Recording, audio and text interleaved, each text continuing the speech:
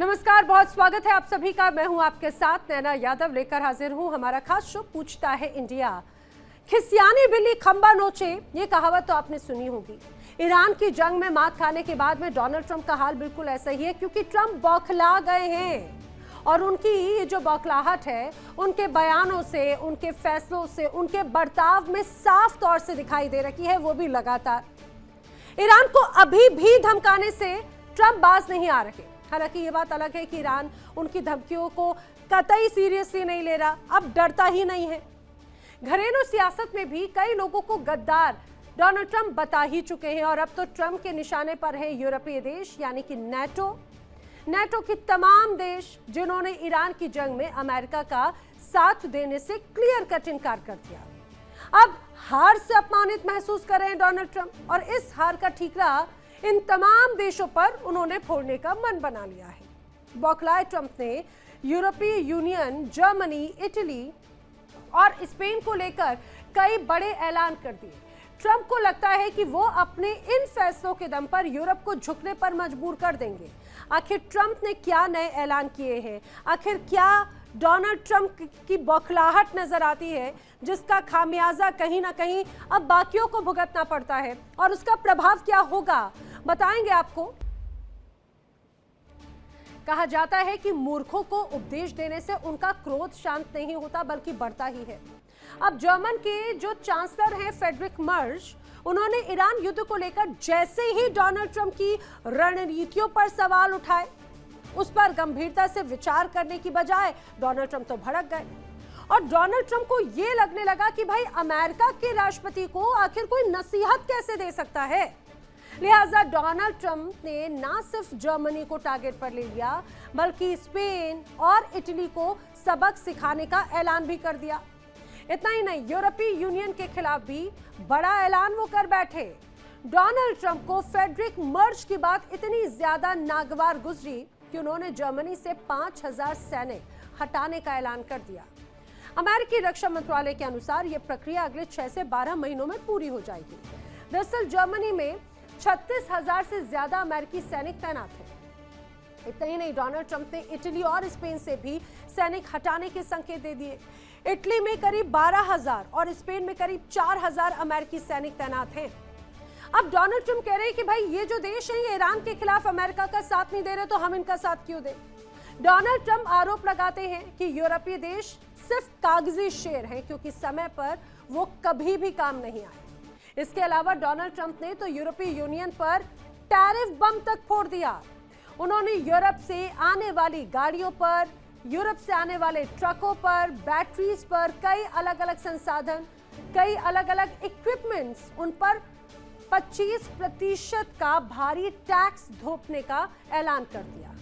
और जैसे ही ऐलान किया गया, उसके बाद से न केवल यूरोप के बड़े कार निर्माताओं में खलबली मच गई, बल्कि ग्लोबल मार्केट में इसका असर देखने को मिल सकता है। अगर आप भी अब गाड़ी लेंगे तो हो सकता है वो आपको महंगी कीमतों पर मिले, और उसकी बड़ी वजह है डोनाल्ड ट्रंप की सनकी बुद्धि। यूरोपीय देशों के लिए ये खबर किसी झटके से कम नहीं थी, क्योंकि उनके लिए अमेरिका एक बहुत बड़ा बाजार रहा है। बात अगर जर्मनी की जाए तो जर्मनी से अमेरिकी सैनिकों की वापसी की अगर करें तो जर्मनी में अमेरिकी सैन्य ठिकाने लंबे समय से यूरोप में अमेरिका की रणनीतिक मौजूदगी का अहम हिस्सा रहे हैं। लेकिन अब डोनाल्ड ट्रंप अमेरिकी सैनिकों को यूरोप से हटाकर एशिया प्रशांत क्षेत्र में शिफ्ट करना चाहते हैं, ताकि चीन के खतरों से निपटा जा सके। अब जर्मनी में अमेरिकी सेना की जो मौजूदगी है वो तो 1945 से शुरू हुई थी, जब जर्मनी की हार के बाद अमेरिका ने वहां पर कब्जा कर लिया था। दूसरे विश्व युद्ध के तुरंत ही बाद वहां पर करीब 16 लाख अमेरिकी सैनिक तैनात थे। हालांकि एक साल के बाद में वहां पर ये सैनिक जिस तरह से उनकी तैनाती थी, 16 लाख की जगह 3 लाख सैनिक रह गए। 1949 में जब नाटो बना, तो नाटो बनने के बाद में अमेरिका के ये सैन्य ठिकाने स्थायी हो गए और इसका मकसद पश्चिमी जर्मनी को मजबूत बनाना और सोवियत संघ के मुकाबले में एक तरह से उसे खड़ा करना था। शीत युद्ध के समय जर्मनी में अमेरिका के करीब 50 बड़े सैन्य बेस और 800 से ज्यादा छोटे ठिकाने थे। उस समय वहां पर 2.5 लाख से ज्यादा अमेरिकी सैनिकों की तैनाती रहती थी। अब 1989 में बर्लिन की दीवार जब गिरी तो इस दौरान 1991 में सोवियत संघ के टूटने के बाद अमेरिका ने अपनी मौजूदगी काफी हद तक कम कर ली, लेकिन पूरी तरह से वहां पर मौजूदगी हटा दी गई ऐसा नहीं है। आज की स्थिति में यूरोप में अमेरिका के करीब 67,000 सैनिक तैनात हैं, जिनमें से लगभग 36,400 सिर्फ जर्मनी में है और ये सैनिक 20 से 40 अलग अलग बेसिस में फैले हुए हैं। स्टुटगार्ट में यूरोप और अफ्रीका के लिए अमेरिकी कमांड हेडक्वार्टर है, जहां से पूरे क्षेत्र में सैन्य ऑपरेशन कंट्रोल होते हैं, निगरानी की जाती है। और ये जो बेसिस हैं, इनका रोल पूरी तरह से अब बदल चुका है। कैसे? दरअसल पहले ये सोवियत खतरे को रोकने के लिए थे, लेकिन अब हुआ ये कि अमेरिका के लिए एक तरह से लॉन्चिंग पैड का काम करते हैं या फिर लॉजिस्टिक हब बनकर रह गए हैं। और यहीं से अमेरिका इराक पर, अफगानिस्तान पर और हाल ही में ईरान से जुड़े सैन्य अभियानों को भी चलाता रहा है और उसके लिए उससे सपोर्ट मिलता रहा है। असल में समझौता ऐसा है कि अमेरिका यूरोप की सुरक्षा में मदद करता है और बदले में यूरोप उसे ऐसा इंफ्रास्ट्रक्चर देता है जिससे वो दुनिया भर में अपने सैन्य अभियान चला सके। और इसके लिए ये सिर्फ यूरोप की मदद नहीं है, बल्कि अमेरिका की रणनीति का भी बड़ा हिस्सा है। अब सुरक्षा एक्सपर्ट्स के अनुसार अमेरिका जर्मनी से अपने सैनिक हटाता है तो उसके बड़े असर हो सकते हैं। इससे नाटो की एकता कमजोर पड़ सकती है, खास करके ऐसे वक्त में जब दुनिया में पहले ही तनाव बढ़ा हुआ है। साथ ही इससे ये संदेश भी जा सकता है कि अमेरिका अब यूरोप की सुरक्षा को लेकर उतना गंभीर नहीं है जिसका फायदा रूस जैसे देश उठा सकते हैं। अमेरिकी संसद में भी इस फैसले की आलोचना हो रही है। कई नेताओं ने तो इसे लापरवाही भरा बताया और ये भी कहा कि इससे यूरोप में अमेरिका की पकड़ कमजोर हो सकती है। लेकिन क्या वाकई में ऐसा है? सवाल खड़े होते हैं।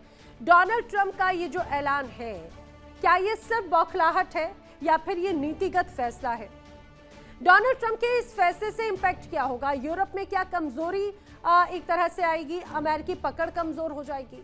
और नाटो के कमजोर होने से क्या रूस और चीन जैसे देशों को फायदा होगा? इसके अलावा कई और बड़े सवाल हैं जो लोगों के जहन में हैं। करेंगे, जानने की कोशिश करेंगे, चर्चा करेंगे। खास मेहमानों का पैनल मेरे साथ कनेक्ट हो रहा है, जल्दी से आपको मिलवा देती हूँ।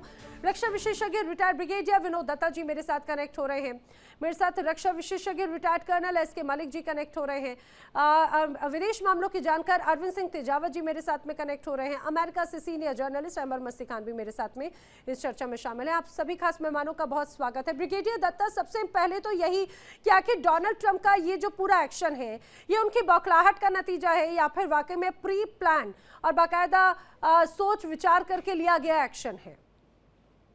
देखिए नैना जी, ऐसा है कि अमेरिका काफी दिनों से आपने देखा होगा कि नेटो से अपना हाथ खींचना चाहता था।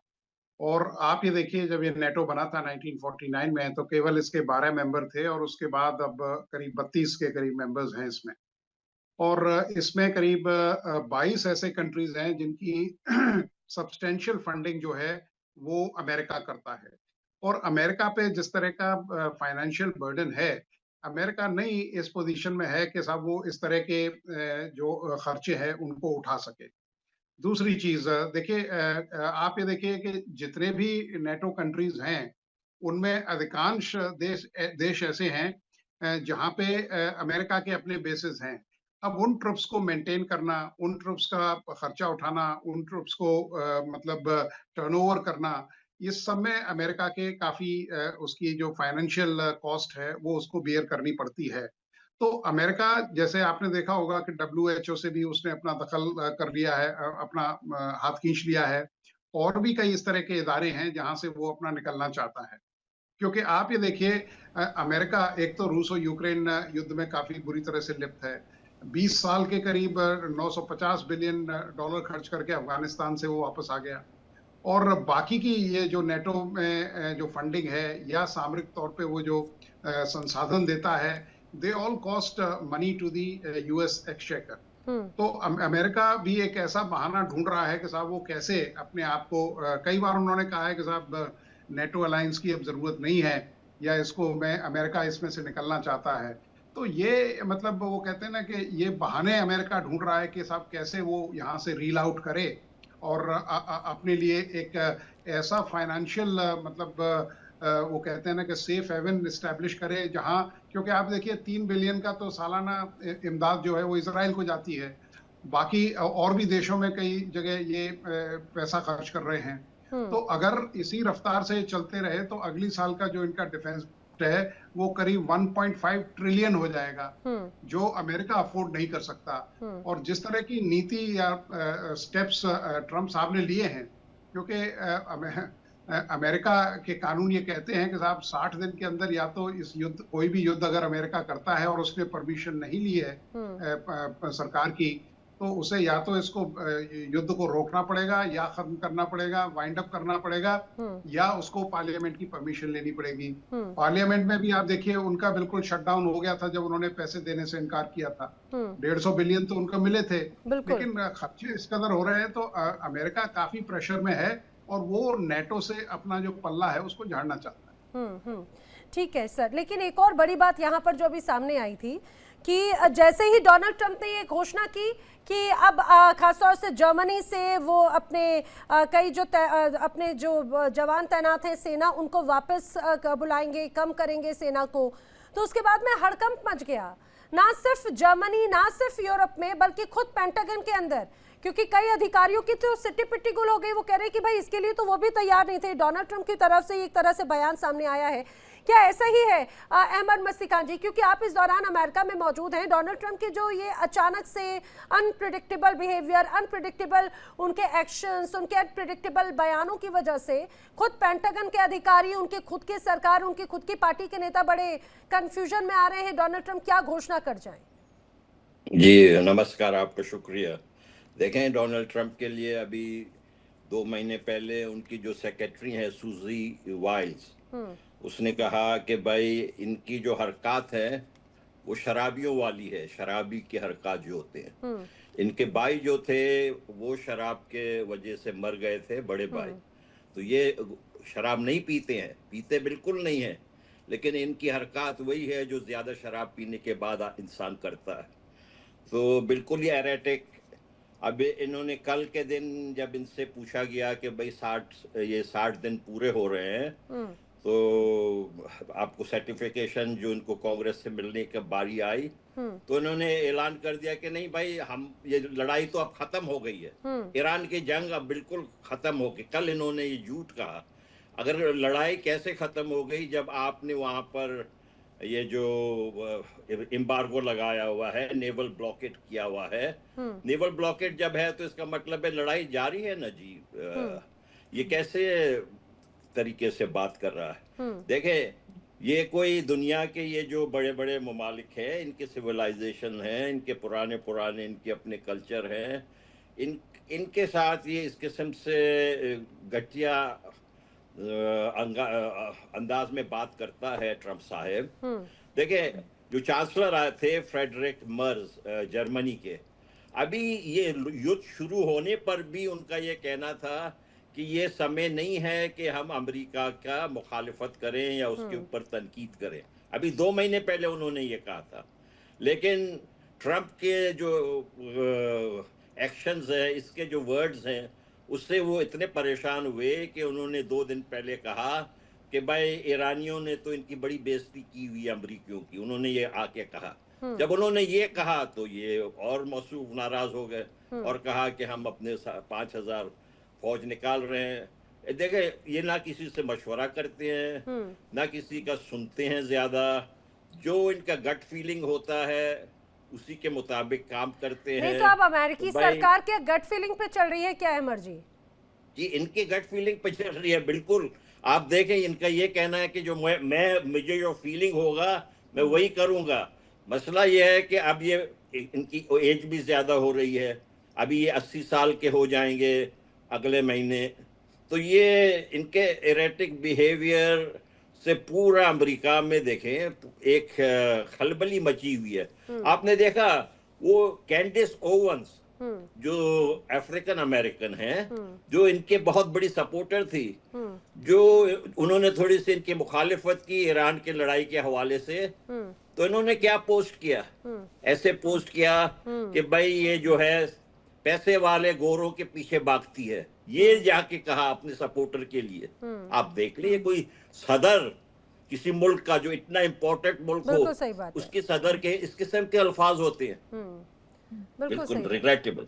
बिल्कुल सही बात है। देखिए यही तो बात है। और देखिए एक और बड़ी बात कही जाती है हमारे यहाँ, तो कहावत है कि जो वृक्ष जितना पुराना होता है उसकी जड़ें उतनी मजबूत होती चली जाती हैं और वो उतना ज़्यादा छांव देने के लिए और मजबूत हो जाता है। और ऐसे ही इंसानों के लिए भी कहा जाता है कि अनुभवी व्यक्ति हमेशा उससे कुछ ना कुछ सीखने को मिलता है।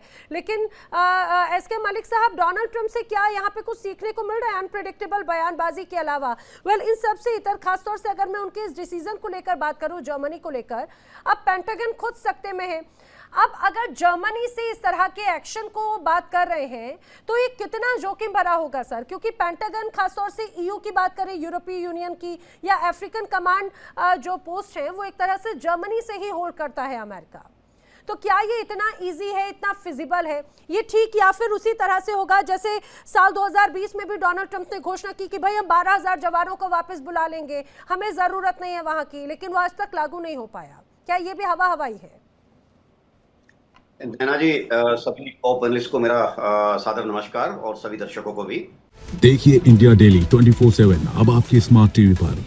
इंडिया डेली मौजूद है सभी डिजिटल प्लेटफॉर्म पर लाइव और लगातार। इंडिया डेली 24/7 हर दिन राष्ट्र को समर्पित।